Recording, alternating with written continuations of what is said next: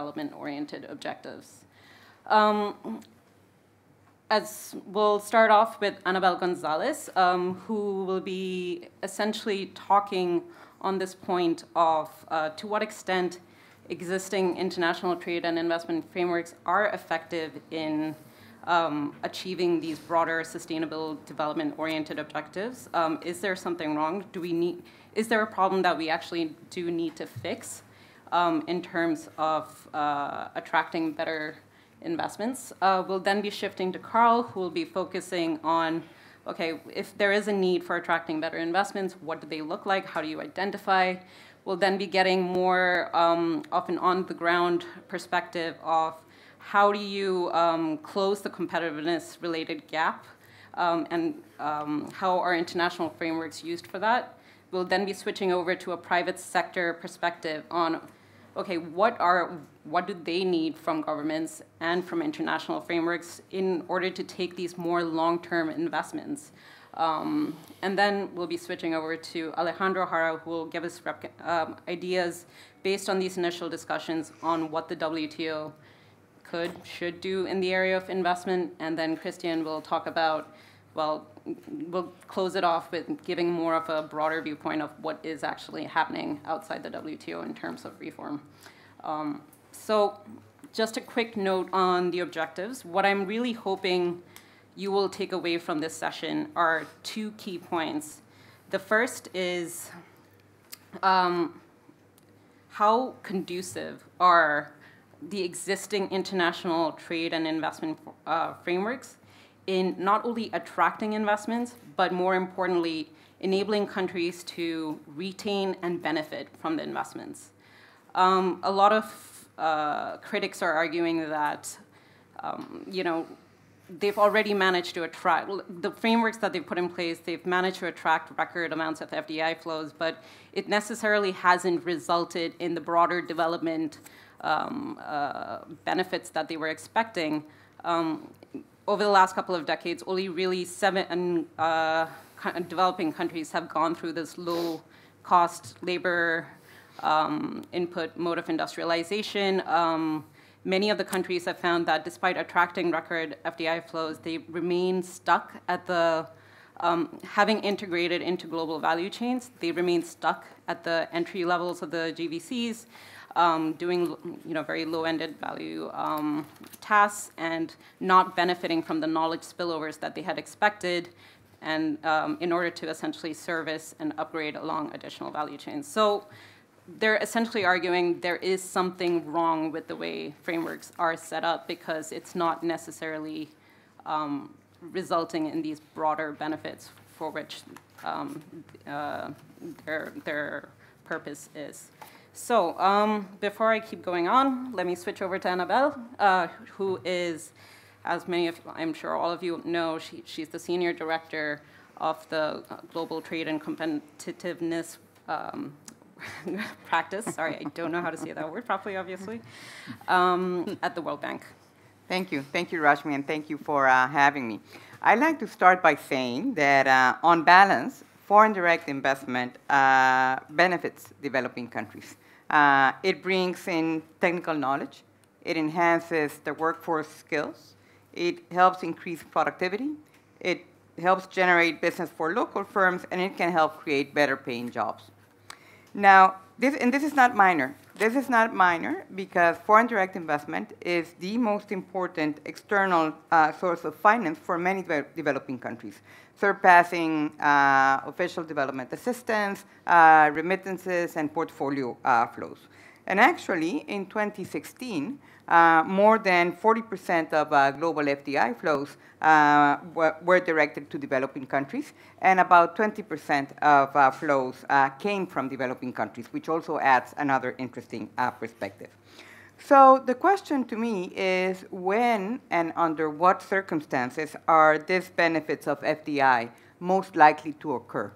And for this, I'd like to go to a report that we recently published at the Bank Group that is called the Global Investment Competitiveness Report. And this report presents the concept of what we call investment competitiveness, which is a country's ability to not only bring in, as Rashmi was saying, but also retain and benefit from private investment for inclusive growth and inclusive and sustainable economic growth.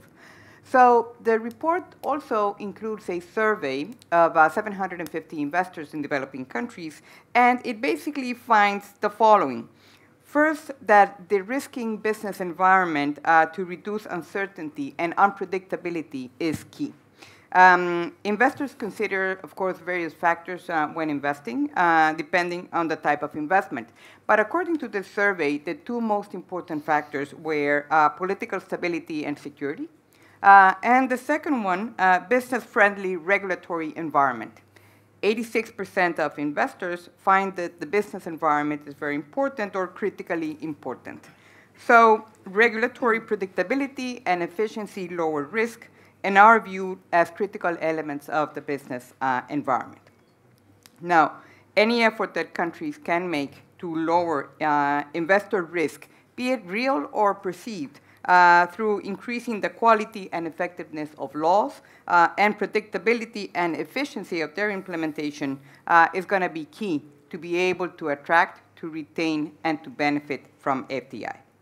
The second point that the report makes is that increasing investment competitiveness also requires maximizing the benefits for development. And this basically includes strengthening of the private sector. And the report makes different points, but there's one chapter that I find that is particularly relevant, which makes the point that high growth firms in developing countries make the most from FDI. And this is based on enterprise surveys that the bank conducts in over 140 countries. And basically, what we call high growth firms are firms that are neither, it doesn't matter if they're small or medium or large, but are firms that have the capacity to create a number of jobs. And that is, that they contribute to the highest job creation rate. So these firms basically benefit from FDI through two channels. One is linkages through outsourcing or subcontracting in developing countries. And the second one is also demonstration effects, the adoption of foreign firms' technology and managerial practices by the local high-growth firms. And the reason for this, of course, is because these high-growth firms have higher absorptive capacity.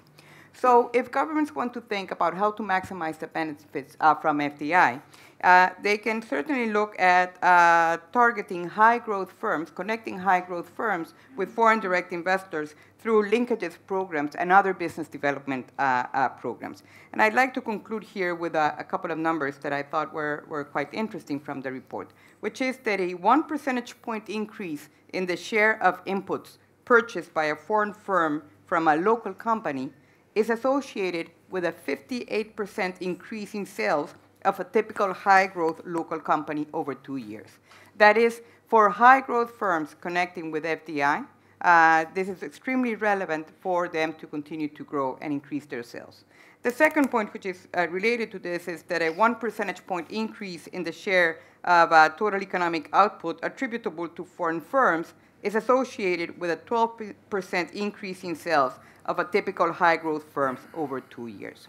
So the main points that I want to leave here is that there are frameworks out there that are being applied to attract, retain, and maximize the benefits of FDI. This cannot come, however, automatically, and it's important to look at what are the instruments and tools that governments can apply to actually leverage the benefits of FDI. Thank you, Rashmi. Thank you. Okay, now we're going to move on to Karl Sauvant. He's the resident senior fellow at Columbia Center on Sustainable Investment and also is the senior fellow at ICTSD. Karl was instrumental in providing leadership for the working group on the E15 investment task force group on investment. So Karl, now that we've heard on, indeed, there is a role for frameworks to attract, retain, and benefit from investments. Could you provide your perspective on to what extent do you need to support all investments, or is it about identifying more specific targeted investments, sustainable investments? And if that's the case, how do you identify it? And what are the frameworks that could facilitate the flow of those type of investments? Thank you, Rashmi, and good morning, ladies and gentlemen. Well, the starting point for your question is that we need more investment in order to meet the investment needs of the future, and of course, in particular, also to meet the SDGs. And that also means that foreign direct investment, and that's what we are focusing on here, has a role to play. But we should keep in mind that foreign direct investment only accounts for about 10% of all investment. So it's not something that will change the world tomorrow, even if you have a substantial increase in investment flows. But we will need a substantial increase in investment flows to meet the investment needs of the future. But the issue is that we need not only more foreign direct investment, but as Rashmi indicated, we need investment that contributes particularly to the economic, social, and development needs of countries and takes place in fair governance mechanisms, or for short, we need more sustainable foreign direct investment. The challenge, I guess, then becomes, how do you define, how do you identify what is sustainable foreign direct investment? I would agree with Anabel that all foreign direct investment, on balance, contributes to economic growth and development. But the issue, I think, is, can one do more than just to contribute? Can one maximize this contribution? Howard Mann and myself undertook a study in the framework of ICTSD and the World Economic Forum to look at 150 instruments that define the relationships between host countries and foreign investors, relating to 8 different stakeholder groups: investment negotiators, host countries, home countries, industry association, and individual companies, all of which have, or many of which have, corporate social responsibilities. And we asked the following question, two questions actually. First, what do governments expect international investors, in other words, multinational enterprises, to contribute to sustainable economic development? And what do investors themselves, through their industry statements or through their corporate social responsibility statements, say that they want to and will contribute to the sustainable development of host countries? So the interesting exercise, the interesting result of this exercise is that actually there is quite some overlap what governments expect and what companies or the private sector say they want to contribute. And we identified more specifically what we call common sustainability characteristics. In other words, characteristics that are present in half of the instruments of each of the 8 stakeholder groups, or I should say at least half of the instrument of the 8 stakeholder groups. And the sustainability characteristics that emerge from there are low carbon footprint, labor rights, workplace safety, non-discrimination, human rights, resettlement, transparency, supply chain standards, stakeholder engagement, and legal compliance. So these are actually contributions that governments expect investors to make, and investors say they want to make themselves. I think that's quite a remarkable overlap, and actually on a fairly strict basis, namely half of all instruments in at least half of all stakeholder groups. And I think what that means is that there actually exists de facto a kind of international consensus as to what the sustainability characteristics of foreign direct investment contains or entails. Now that, of course, brings immediately, or raises immediately the second question: how do you give effect to attracting and benefiting more from sustainable foreign direct investment? Or what international frameworks, in particular, are relevant here? There are various options one can explore, and including, of course, options which are very important at the national level and relating in particular to the work of investment promotion agencies.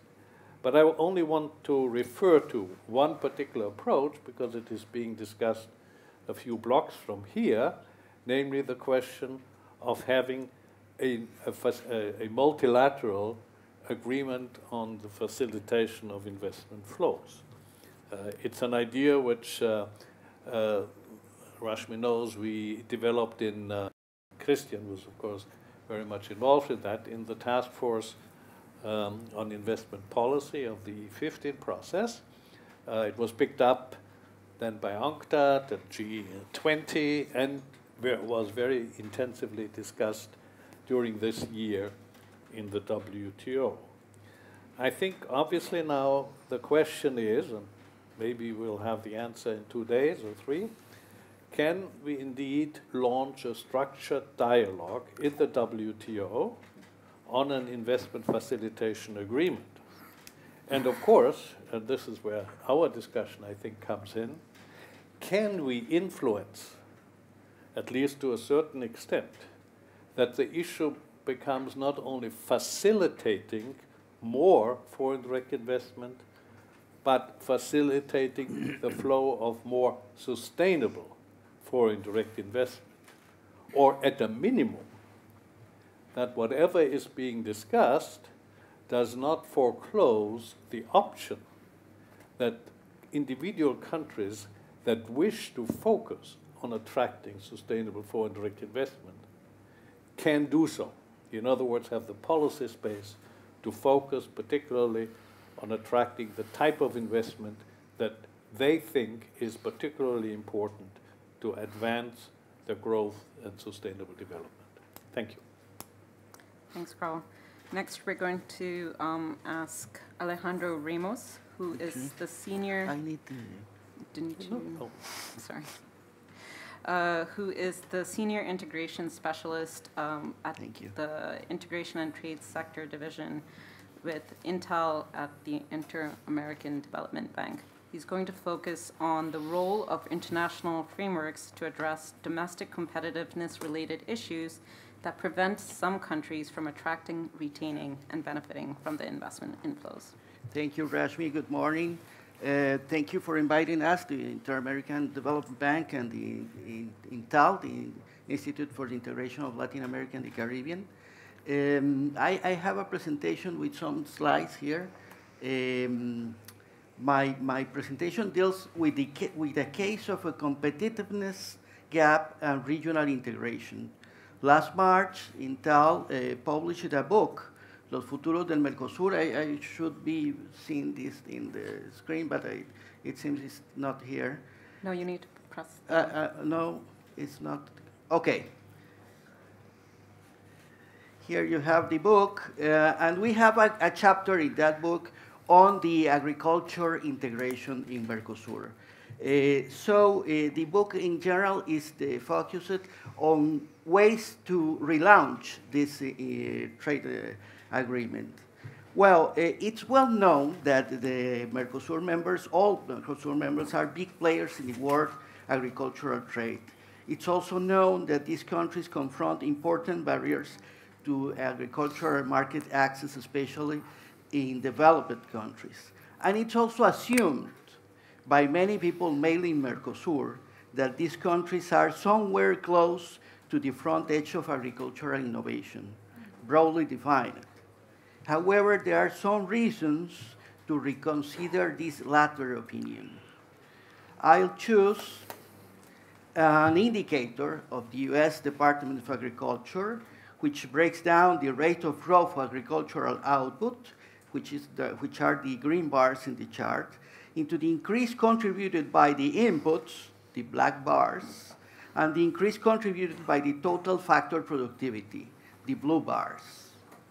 Since the 90s, total factor productivity has been the main driver for increasing agricultural output in the world. The 2004-2013 average rates in the chart show that the US, the European Union, and China, in these countries, practically all output growth comes from total factor productivity. In the US and the European Union, the input growth rate is even negative. In China, it's marginally positive. These are the countries that have led the enormous increase in productivity in the last year in the agricultural sector. This is not the case of Mercosur. Although its production has expanded above world average, its productivity pattern is closer to India's. That is, less proportion of agricultural growth is explained by total factor productivity increase. In contrast, China has a pattern similar to the US and the European Union. In the end, this is an innovation gap of Mercosur, despite it is indeed a big player in the world agricultural trade. There are another indicators of this gap.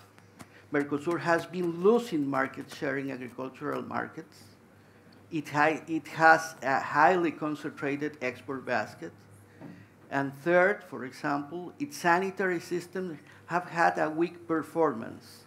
Just recall Brazil's recent problems with packet meat exports or the sanitary issues affecting Argentina's apples. So, in this strategic sector for Mercosur countries, how can this innovation gap be filled? Integration should be part of the answer.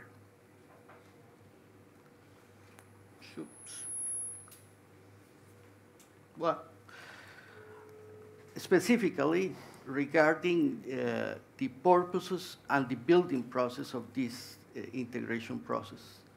Regarding regional and global integration, this should be deepened. How?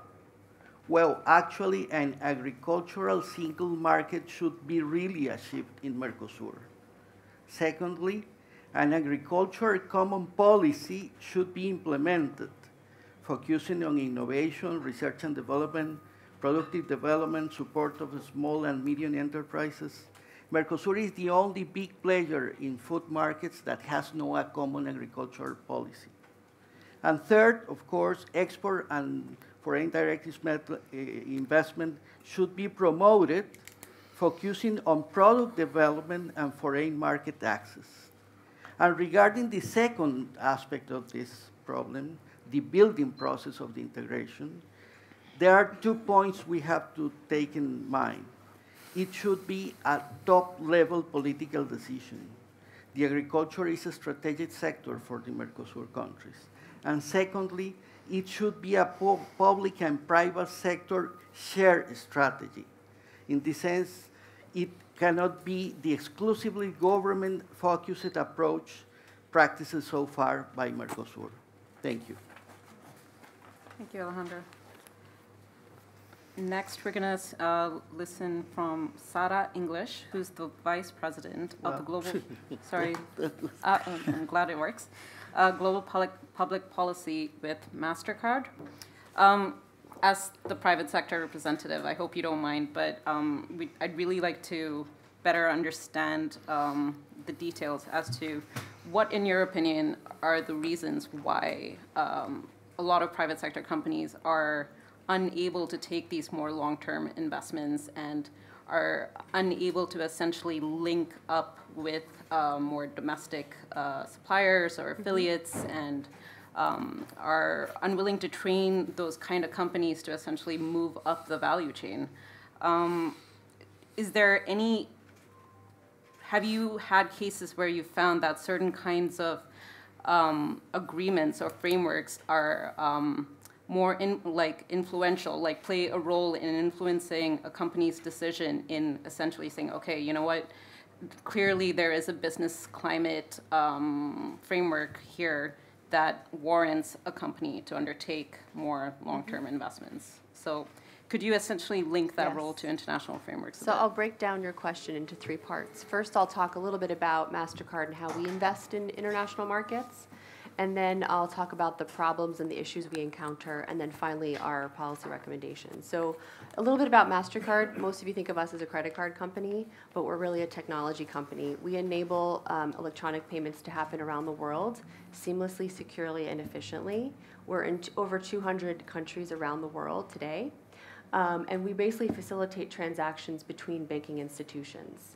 So when we go into a market, we look at sort of infrastructure first and foremost. Can we facilitate our technology on the infrastructure that's in place? If not, we'll invest in that infrastructure. Secondly, we look at skills and more knowledge. So our companies, our local merchants, are the banking institutions familiar with the latest technology? Because the credit card is a thing of the past. We're looking now at digital payments. We're investing in biometrics. We're investing in AI on our network. So those are the type of things we look at, and we'll invest where we see there's a business rationale for it. Also, some of our other investments, more on the people side, is we're really passionate about educating people about financial access and financial inclusion. Our CEO is passionate about financial inclusion, and when he talks about it, we're not just talking about consumers, but we're also talking about small and medium-sized enterprises, because they have the ability to help facilitate electronic payments faster, give consumers more access. And governments are increasingly recognizing this. We partner with a lot of governments around the world on digital, kind of cashless economy, we like to say, because our biggest competitor is actually not Visa or Union Pay, it's actually cash. 85% of the world's transactions today are done in cash. And electronic payments facilitate, better transparency, kind of get rid of the shadow economy in a lot of these countries. So increasingly governments are recognizing the importance of it. So, so knowledge and development is really important. And finally, skill development. We've made it a corporate mission to educate and help entrepreneurs in terms of how electronic payments can help them, give them business guidance and things like that to help them get up and running and sort of start exporting into other markets. But increasingly, I think one of the main policy issues is forced localization. And for a company like ours, like I said, we're a technology company. We're in the services space. We are regulated in many, many countries. And sometimes forced localization kind of counters the need for investment flows into the country. So when we're trying to invest, if we have to sometimes localize, that doesn't always is not really beneficial to us. So it doesn't, and it also doesn't promote investment, because at the end of the day, we're creating an ecosystem. So if you think about us as an ecosystem, you have the small merchants, you have the local banking institutions, you have the consumers and the consumer groups. So it's working as an ecosystem. So sometimes forced localization forces us to actually think about whether or not we want to invest in a country or not. And I can give you some examples where it hinders technology transfer. Consumers and businesses sometimes are left without more options, because at the end of the day, you want to give businesses and consumers more options in terms of access to these types of services. And we're really looking for, at the end of the day, is regulatory transparency. And I'll pick up what some of the panelists said. For a regulated company like us, it's very important to understand sort of what regulations governments are thinking about, so we can prepare ourselves accordingly. But from a digital trade perspective, which is kind of where our company sits, there aren't many countries that have good services commitments. And I know this is being talked about at the WTO and elsewhere, but many countries have poor services commitments. And they really need to be expanded and simplified, because if you think about the digital economy, innovations are changing all the time. You think about blockchain, you think about AI. How do governments wrap their heads around that? So we need to have some kind of like regulatory white space where these companies can, kind of play a little bit without constraints. Another area that we see is an issue is sort of just simple market access and need to have national treatment in these markets. A lot of our digital economy has these like integrated supply chains, just like as manufacturing supply chains are, but they need the ability to flow data across borders, and that's essential to not only our company but a lot of other companies in the digital trade space. So finally, what our policy kind of, what we're looking for from whether it's the WTO or governments around the world is more expansion into like mode 1 and mode 3 commitments for services in particular, and in the areas of like telecom, logistics, data flows, software, retail, and of course payments and financial services where we play. But many of the service requirements in country don't really make sense if we don't have the sort of the flow of data across borders. And having open markets is essential for companies like us, but it's also helpful for local merchants, like I said before, to have access to the most advanced technologies and the most secure payment infrastructures, which we can see leads to more investment locally.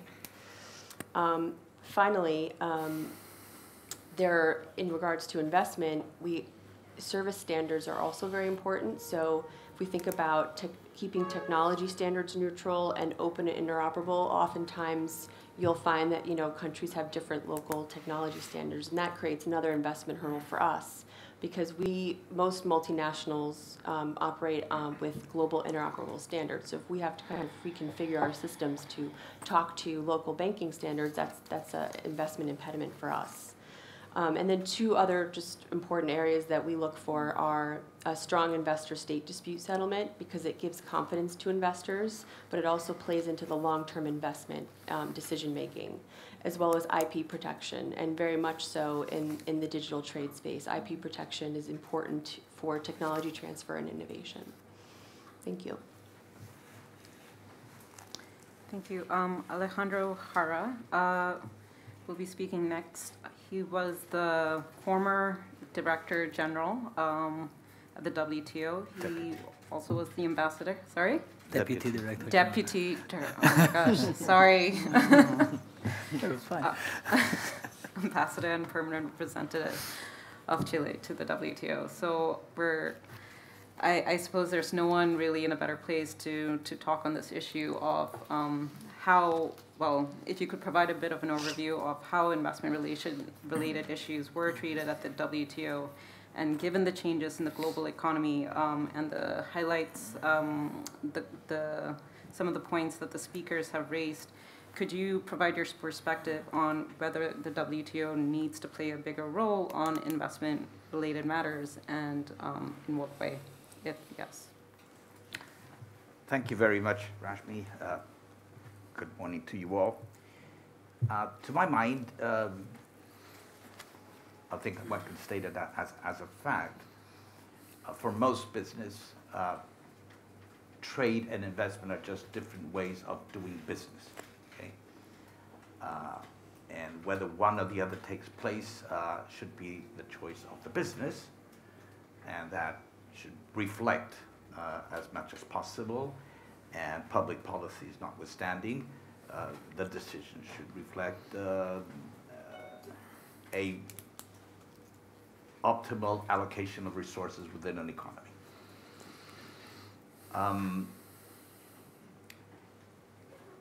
So you want to have a level playing field so that business can decide by themselves whether they're going to trade, do a cross-border economic activity, or are they going to go into the market of another country and invest? And these, of course, are not simple choices, and they have long-term consequences.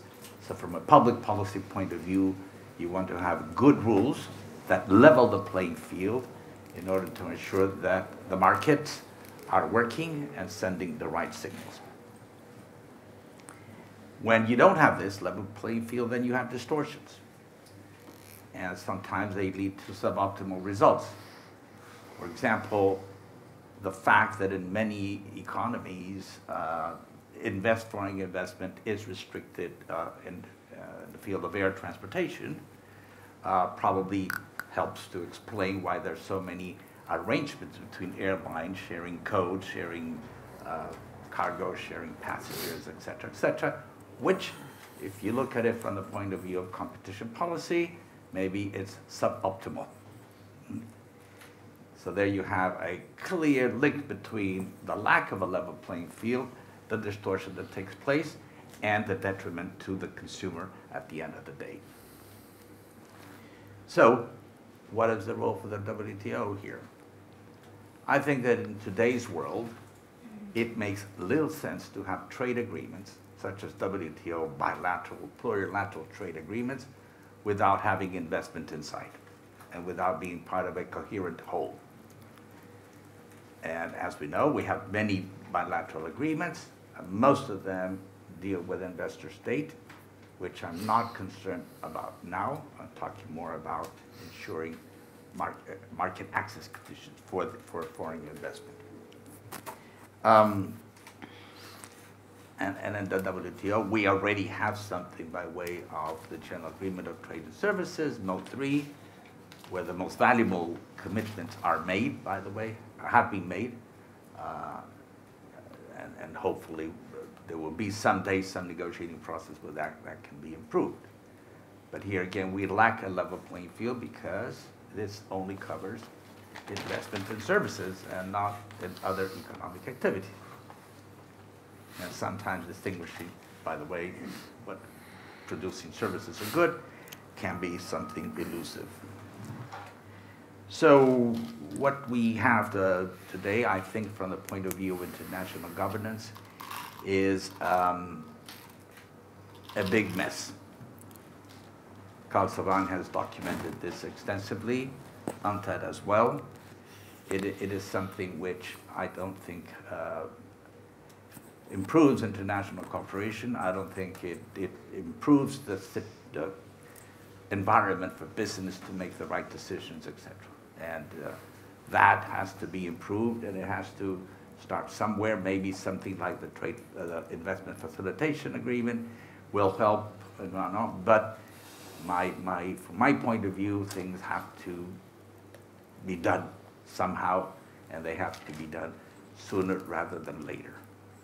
I recall 1982, when the GATT contracting parties held a ministerial meeting, and it was a bit of a disaster. The United States, Switzerland, and a few others proposed services as an item for negotiations. This was opposed by most of the contracting parties, including countries such as Australia, Spain, and a few others. So the decision of 1982 at the end has 3 paragraphs. One of them on services. One of them invites contracting parties to undertake national studies on services. The second one encourages contracting parties to exchange information on their studies. And the third paragraph says that ministers will, at a future date, consider whether any international cooperation or international action is warranted. 4 years later, 1986, the opposition to having services within the multilateral trading system had been reduced to 10 countries. Admittedly, very important: Brazil, India, Egypt, Cuba, Tanzania, etc. But only 10. And thus, the launching of the Uruguay round was made possible with services inside. My point is, in those intervening years, time was used to undertake the national studies and to think about, and that for your level of comfort with the issues was greatly enhanced, and the fears were somehow put to some rest. And so we have a general agreement of trade and services today. Why cannot that be done now? Either formally, no negotiations envisaged, but just start doing something at the national level in a coordinated way, so countries can do the analysis and bring their fears and their concerns to the table and interact with one another. Or informally. I mean, those who want an agreement on investment should take some initiative in this regard and start doing something informally in Geneva, but in a more organized way than what we have seen until now. And the final point, to make this happen, probably you will need to separate investor state from access, because the two can be separated, by the way. And secondly, I can very well understand that for some jurisdictions, investor state is sometimes constitutionally impossible, while for some others poses less of a problem. So one should not be hostage to the others. So from that, in order to take this action, maybe we can get from this critical mess to a critical mass. Great. And our final speaker is Cristian Rodriguez Chiffelle, who is the head of the Trade and Investment Policy Division at the World Economic Forum. A lot of the work that we've undertaken on investment through this E15 initiative has been driven in collaboration with Cristian. So. And another Chilean. And he's also a Chilean, which is very, very important. Sorry, so Cristian, we just heard on the fact that there is a need to essentially integrate potentially investment rules with trade agreements in order to essentially reduce complexity and kind of reflect the way business really functions. Are investment rules in a good enough place to be integrated? I mean, isn't there a lot of criticism in regards to the investment regime? Could you go into what are some of the reforms taking place, and do they go far enough in essentially addressing sustainability-oriented issues? Sure, so thanks, Rashmi. I realize I'm at the end of a very long road, so I'll try to keep this. Very short. And let me start by saying that treaties are not wizards, right? Treaties are not magicians. So many times the investment rules and the BITs or in general international investment agreement is blamed for more that it can do. And the responsibility of quality of foreign direct investment and the responsibility to have sustainable investment, of course, lies much beyond just an international framework that has a lot to do with domestic policies. Anabel very much highlighted the competitiveness issues. So I think my very first point is that you can ask more than what something can possibly do, and that this is the case with the treaties. But of course they help. They provide, beyond the investor-state dispute settlement system and very much focus on the protection of investment. They do, if a treaty is negotiated on negative list basis with pre-establishment provisions, it provides a very large amount of market access, of stable market access. In this, that's subject to ISDS, then it's large and secured. Market access. You have provisions on those treaties where, again, you have ways for the state to safeguard, the sustainability of the investments, basically from national security provisions, so of course environmental provisions, labor provisions, and other safeguards that those treaties establish. And that, I think you're asking about the progress of those treaties. I think this is very much at the forefront of the discussion today about providing more policy space, providing more safeguards into those treaties, and then it's a question for another panel if that's absolutely needed, or some of these treaties already provide that space, which will be, for example, a position of those defending the NAFTA model.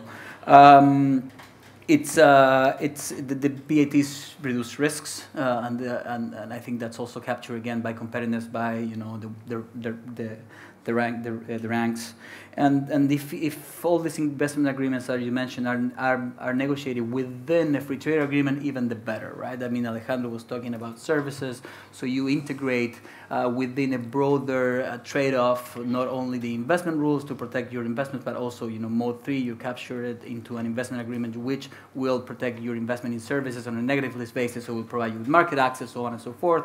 Hence, at least in my view, of course, having a framework of investment protection within a broader agreement namely free trade agreement, it's much more positive. And I think then you have also all the link of, take NAFTA, for example, the Mexican auto industry, right? How do you create North American, but mostly made in Mexico?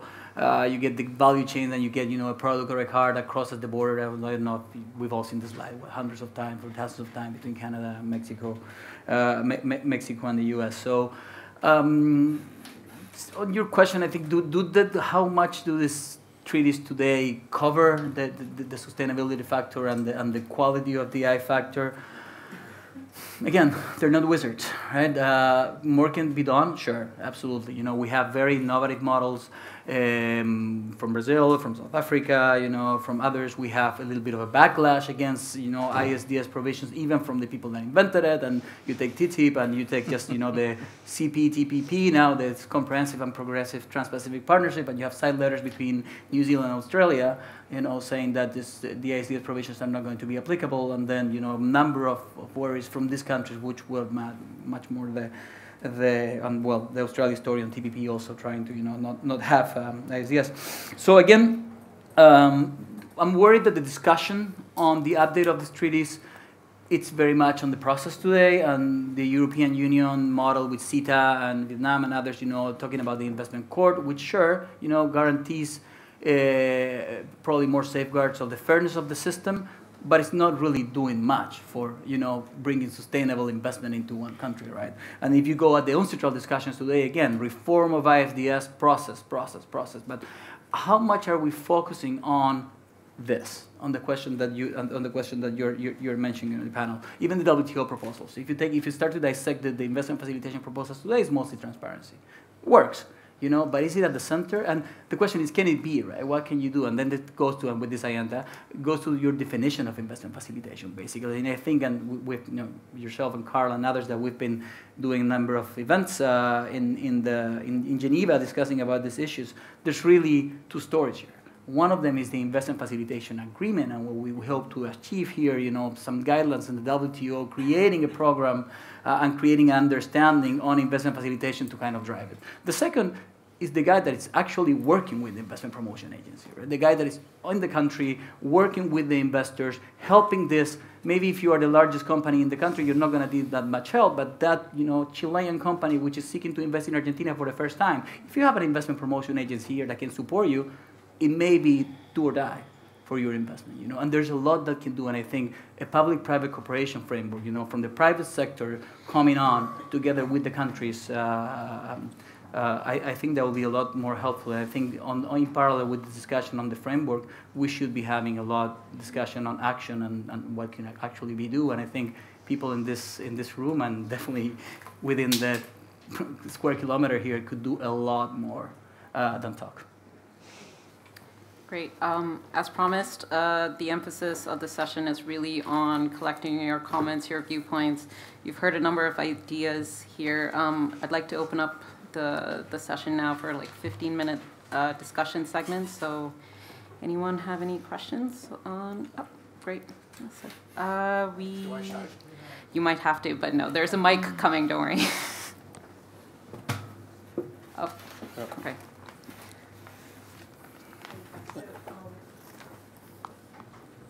Question is it possible that, I think Anabel and Karl specifically discussed the fact that in terms of sustainable development, the idea of creating financial stability and business-friendly environments is extremely important to attracting investment. If we look at what the trade facilitation agreement did at the WTO, is there any possibility that the WTO could create a similar kind of mechanism or regulatory control for enforcement that would help countries, that if countries could sign on the same way they did to the TFA, that investors would feel more comfortable investing in those countries because there would be shared rules, shared regulations, shared enforcement? Mm-hmm. We'll just collect one more question here.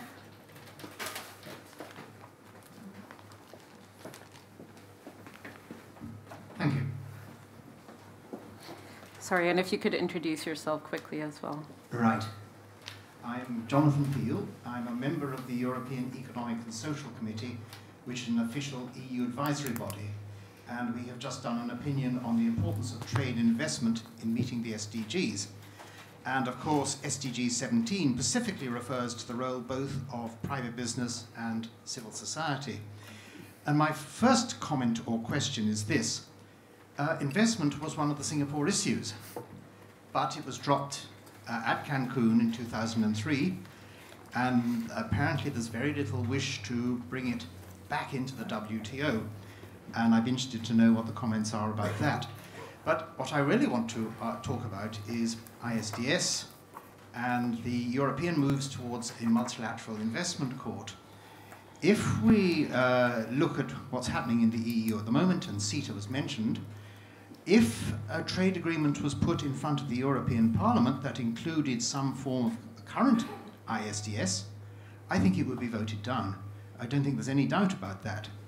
And if you look at what the opinion we've just done, a lot of emphasis was put on both responsible business conduct, or CSR, which obviously has a key role if you're going to win public hearts and minds, and involvement of stakeholders, which from our point of view means civil society, which means business, it means consumers, it means environmentalists, it means everybody.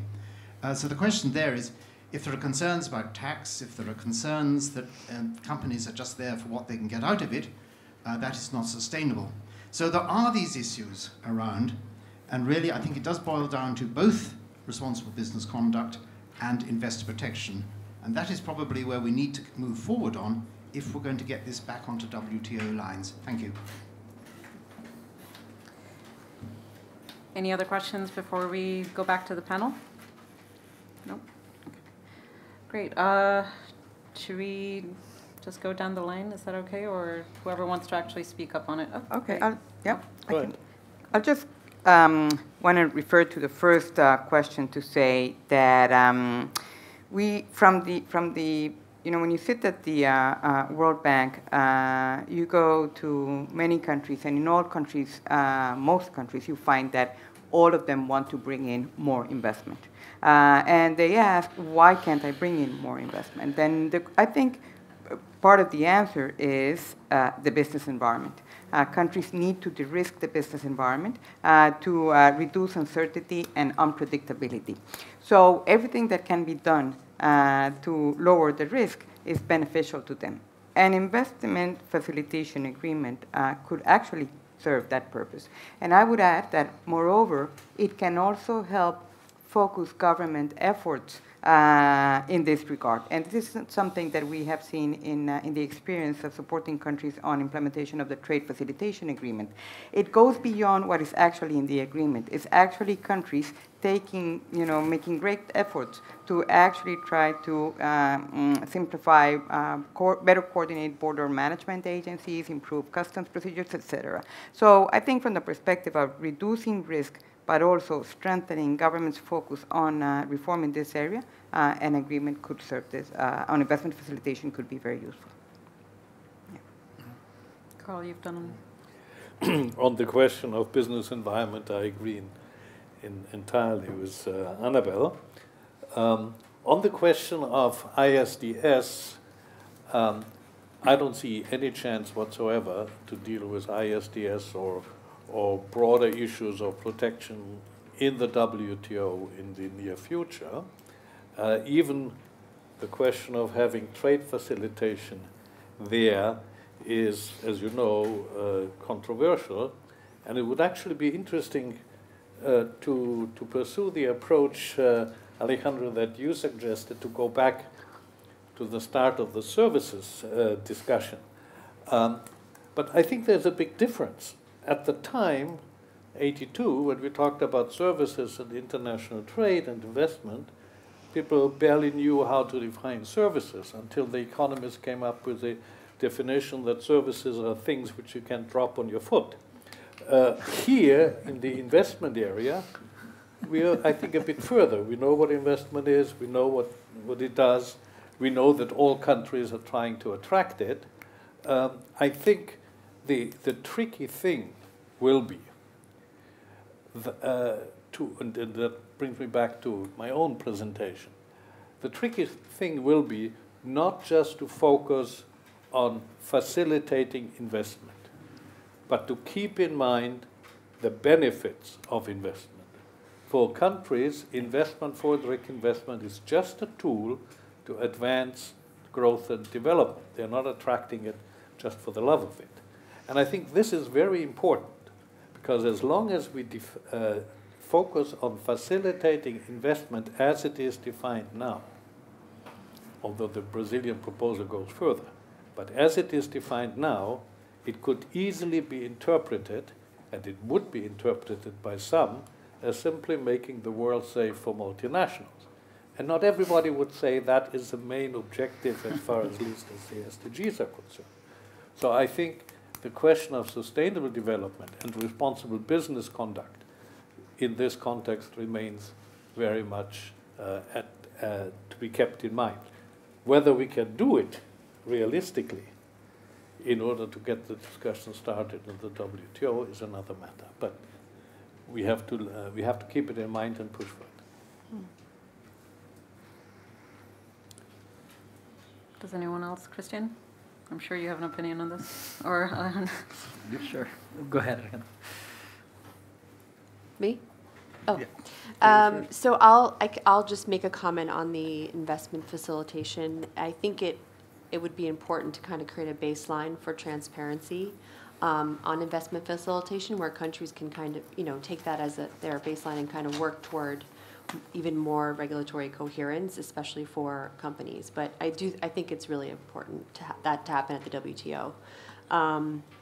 And then I actually failed to mention that there was some good work done in TISA. It's the agreement that no one talks about, the Trade and Services Agreement. I really do hope it comes up again, and I know some of that depends on where I come from, but I really do feel like there's a lot of value in that agreement, and it was very high standard and included very interesting perspectives on investment.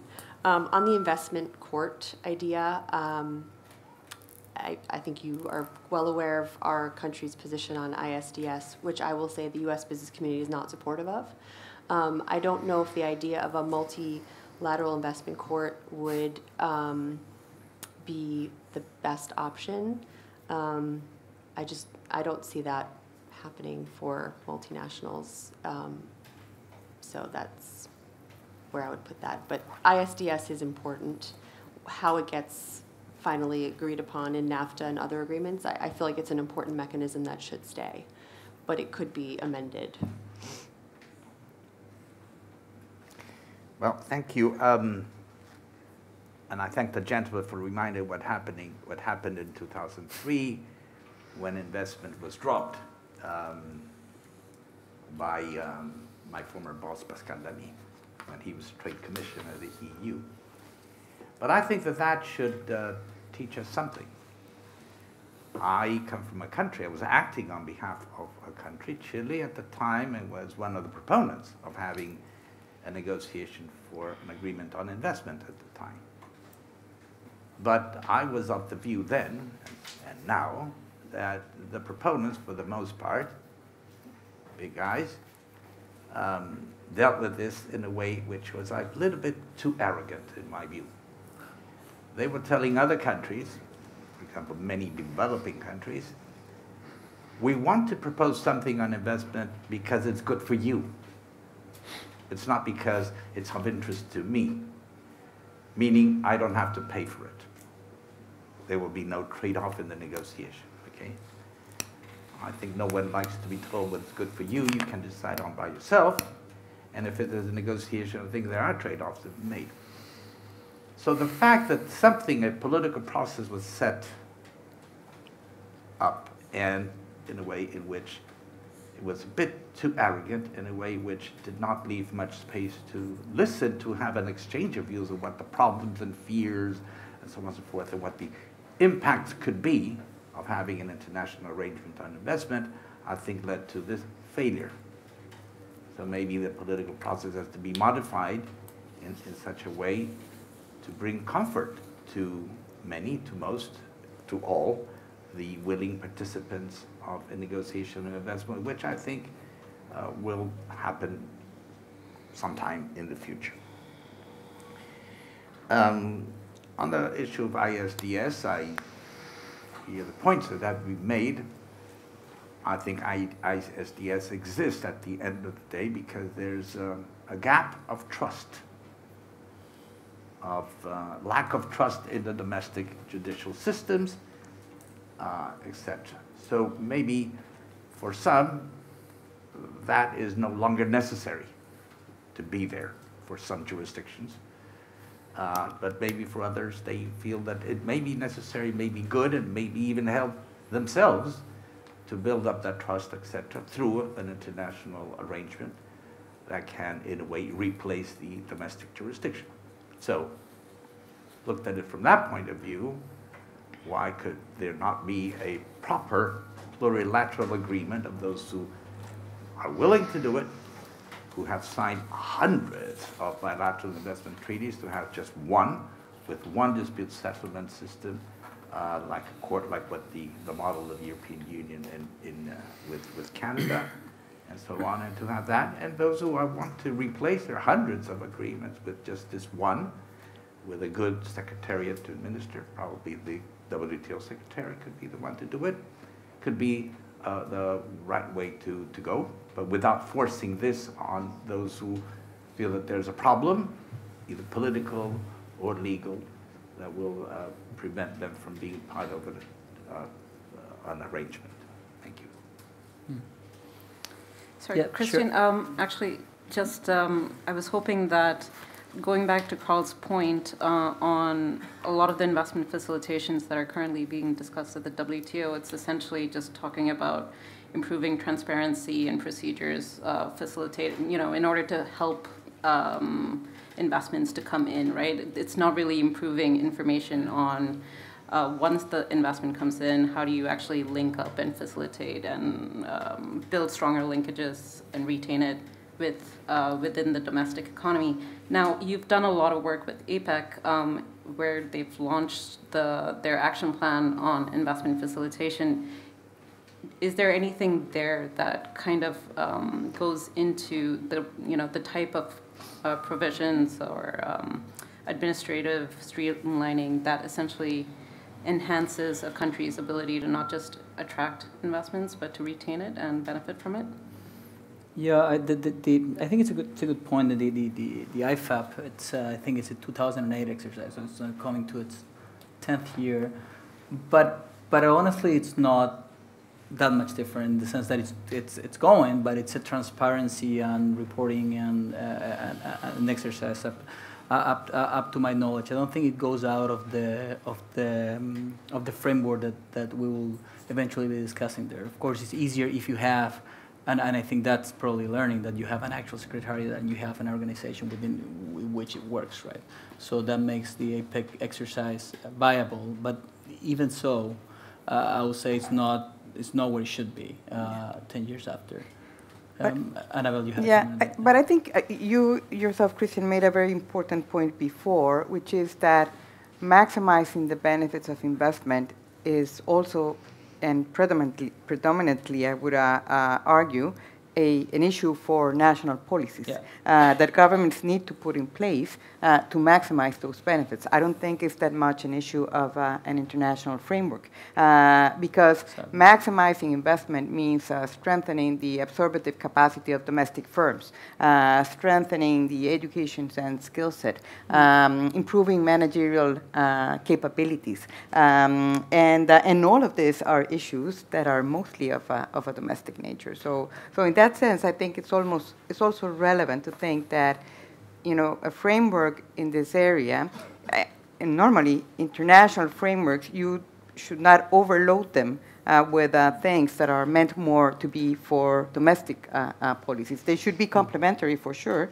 They should not prevent them. But the role of national policies, I think, is very important in this area. But aren't these frameworks also essentially, don't we find that there's these emerging frameworks that essentially facilitate the coordination on these national policies and procedures, and isn't there more for... And support. They could, exactly. It's a support, but it's a support role in the sense, particularly, I'm referring again mostly to the issue of maximizing benefits, because this occurs mostly through the linkages and through the demonstration effects.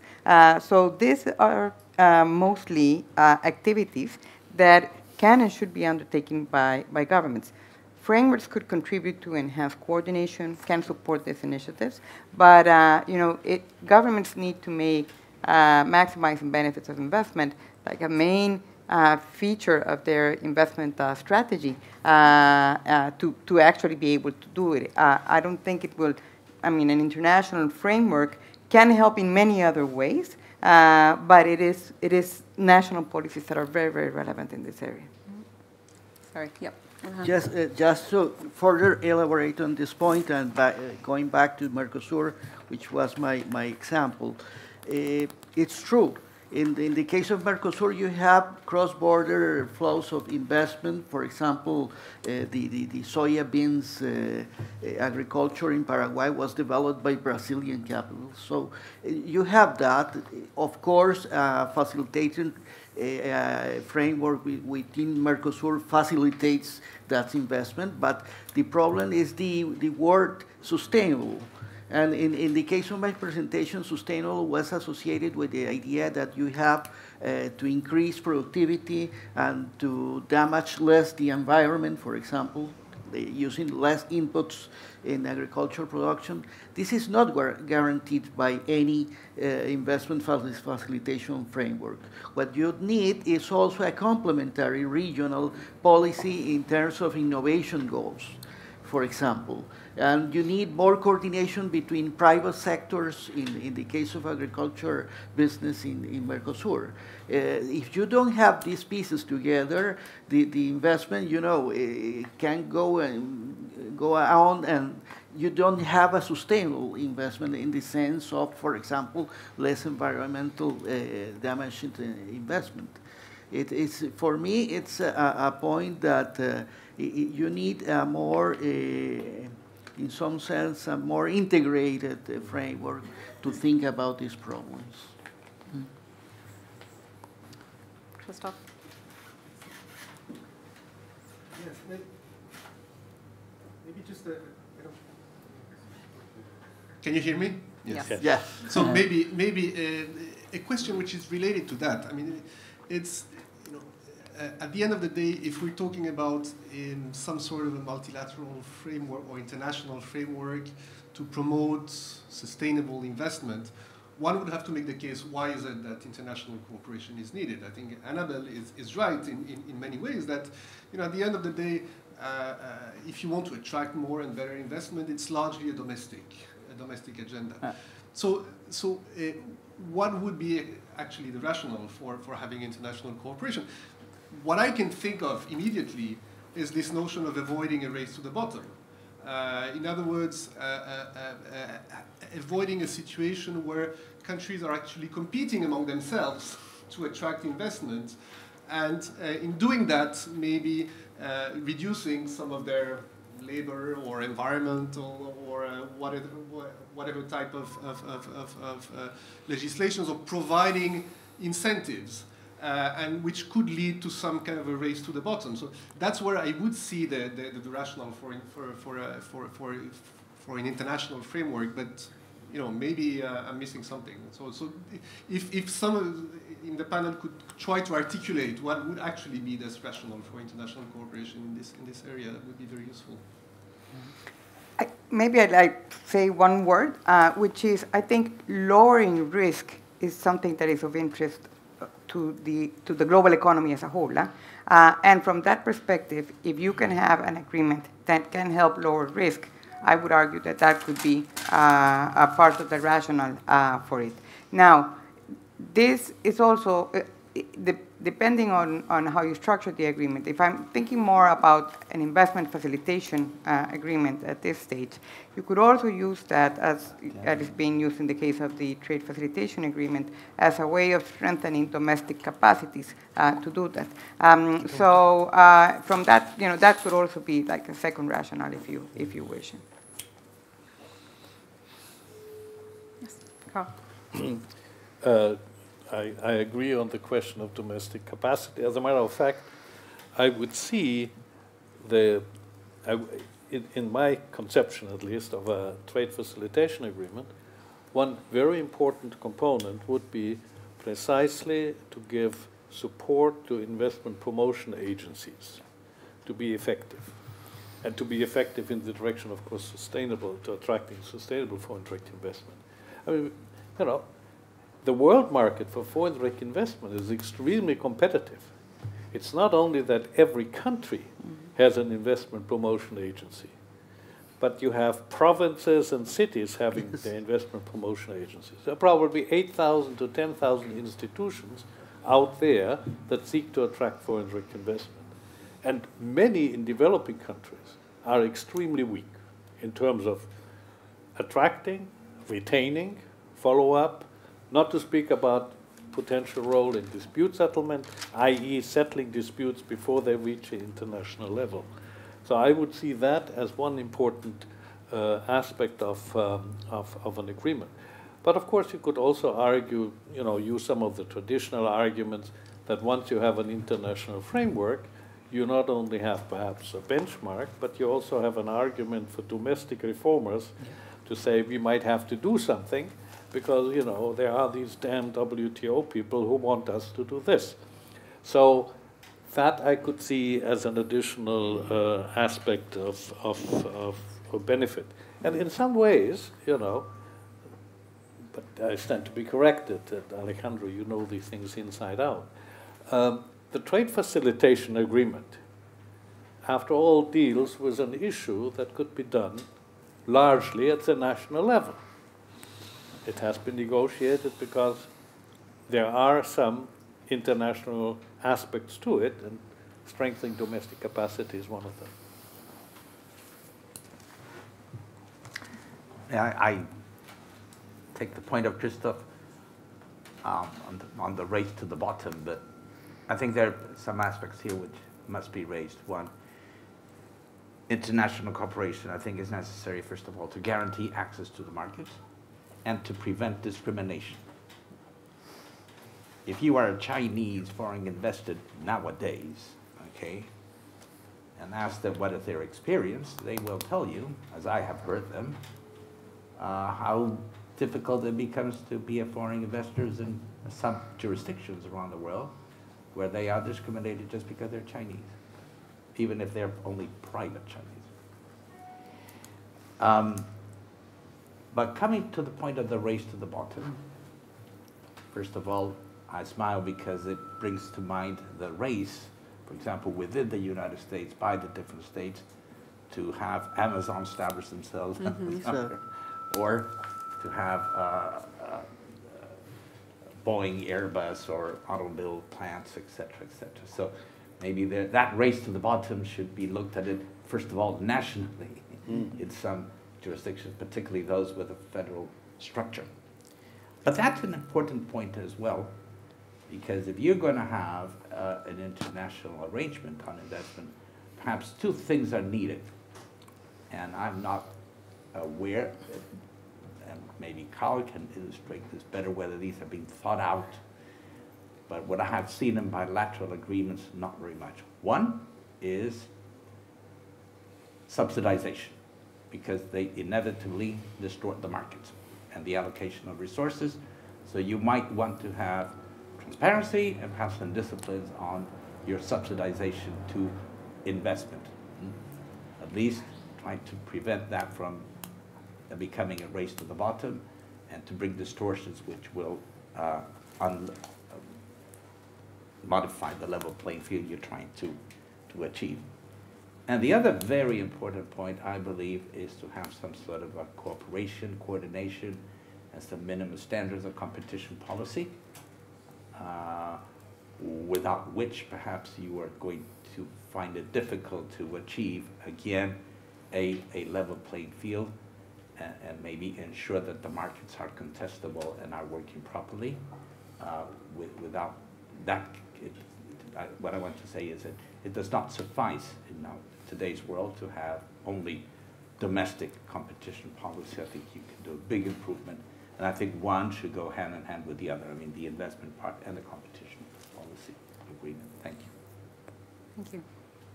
Anyone else from the panel?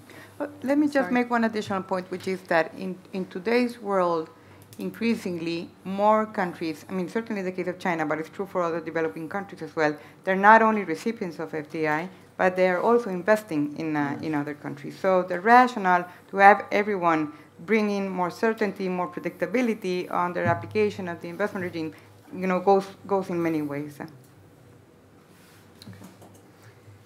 All right, no, sorry, Jingxia Shi?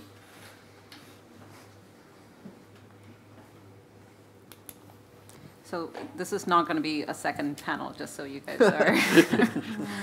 Thank you for giving me a chance to present my question. Thanks for the panel for your wonderful insights in this regard. I have a few questions directed particularly for Professor Karl Sauvant. I'm very happy meeting you in person finally. Also, other panelists are welcome to answer the question. So, sustainable, the word sustainable is a buzzword nowadays. I believe everyone has some understanding for this word. I apologize if my question is too easy, but I'm still struggling.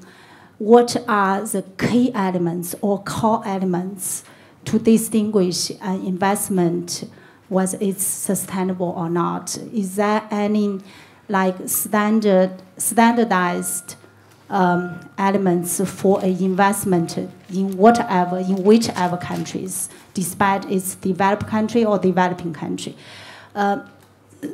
Another follow-up question, since we are talking about the role the WTO can play in promoting sustainable investment, actually, I have been wondering, since sustainable, as my understanding, is a concept first advocated by the United Nations.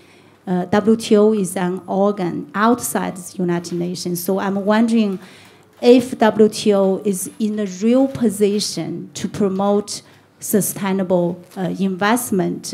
We are talking about the potential investment facilitation framework done probably by the WTO. But what are the relationship, I have been wondering what's the real nexus or relationship between sustainable investment, investment facilitation, and the role of WTO, which can play in this regard. Also, China is one of the important so-called friends of sustainable investment development. I'm wondering if one of the panel can comment China's role in this respect. Thank you.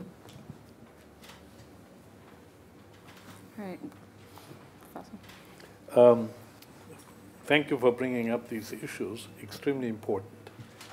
I think it's, as I said, and it was perhaps not emphasized enough at the beginning of my comments, I think on balance, all foreign direct investment, or at least whatever, 95, 99% foreign direct investment contributes to economic development. Doesn't mean that it doesn't have negative effects, but it means that on balance, the positive effect outweigh the negative effects.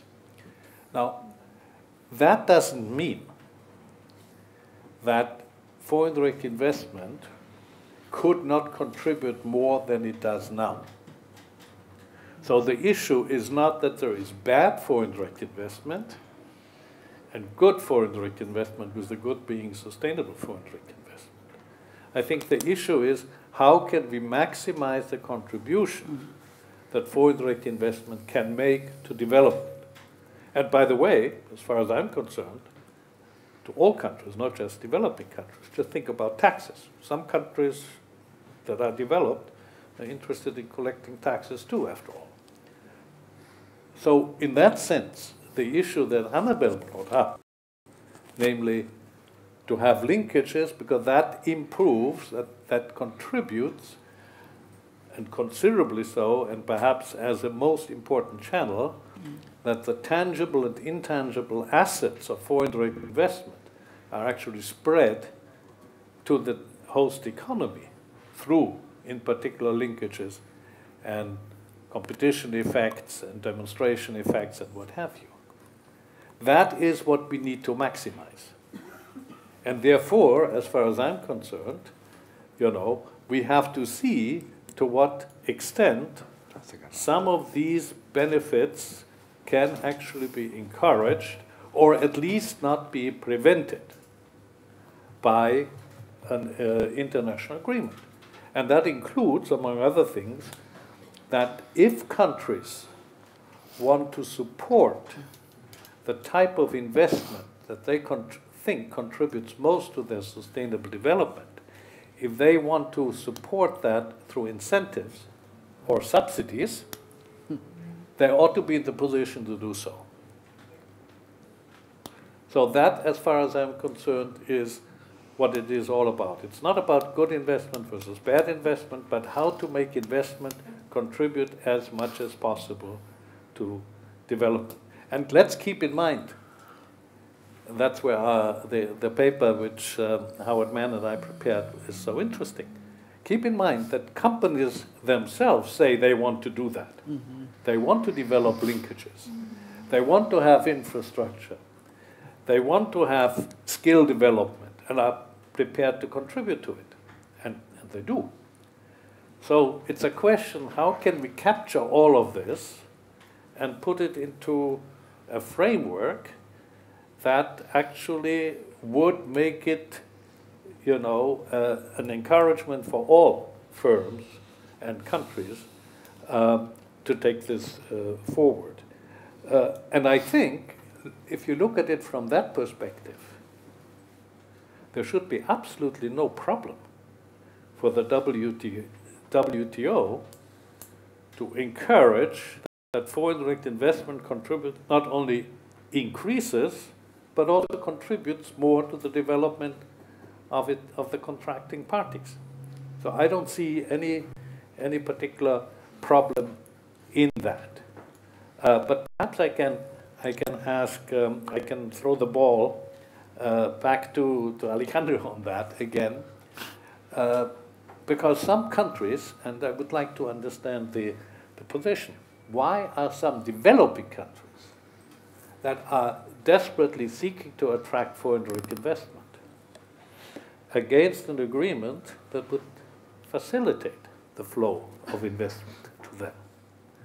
And one of these countries sitting on the fence at a minimum, if not against, is India. And you reminded us that India was also against the services agreement until it came around and seems to be one of the more important supporters of the services agreement.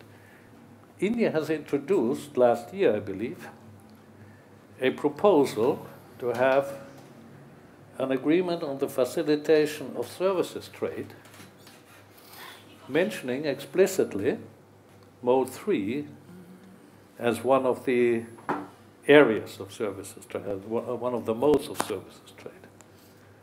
So why couldn't the WTO, just another option, why couldn't the Friends of Investment say, India, brilliant idea, we should do that. Why don't we start with facilitating Mode 3 of the services trade? And then, in due course, one discovers that actually the issues that face commercial presence in services are actually, grosso modo, the same as in investment in general. Mm-hmm. So why are some developing countries against? And why not pick up on the India proposal? Alejandro, you can offer the...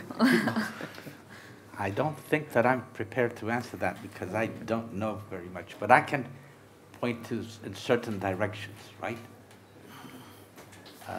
One of the biggest outstanding problems that we have in the multilateral trading system over 70 years, etc., is agriculture. Something has been done, yes, but not enough.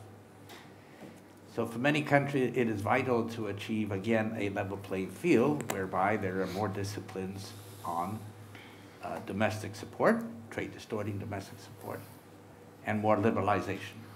more open market. So if you are one of those countries that has this huge concern, why would you want to agree to do something else if your issues are not being attended to? You're not talking about Brazil. No, not talking about anything in particular. Now, let me go. There are some other countries, for example, you mentioned India, you have to ask the Indians. I personally do not understand the positions of India. I've never understood them very well. But again, it's the issue of the linkages. So they're not perhaps opposing something because they don't like it or they have problems. Good point. But it's because they have other fish to fry. Yeah. And the other countries don't want to attend to those needs, good or bad, positive, not positive. So it's a question of achieving a good exchange rate. Okay? How much of you need by way, let's say, of access or subsidies or this or that in order to achieve a certain result in another area. And Cristian is following these things too very closely. I think proof of that is that I think if you have this, if you will just take this conversation in isolation outside of the WTO, the engagement will probably be different, right? I mean, so I think I very much agree with Alejandro's point that this is it's the broader picture, and it's, you know, unless my Doha issues move ahead, I'm just not moving on this one, right? So. We'll also on the Indian proposal, I think it's mode 3, but it's also a lot of mode 4, and I think that's the real hurdle on advancing that one. I'm sorry, we're going to have to close this session. Thank you, everyone, for participating, and I'd like to invite you to join me in a round of applause for the panelists. Thank you, Rashmi.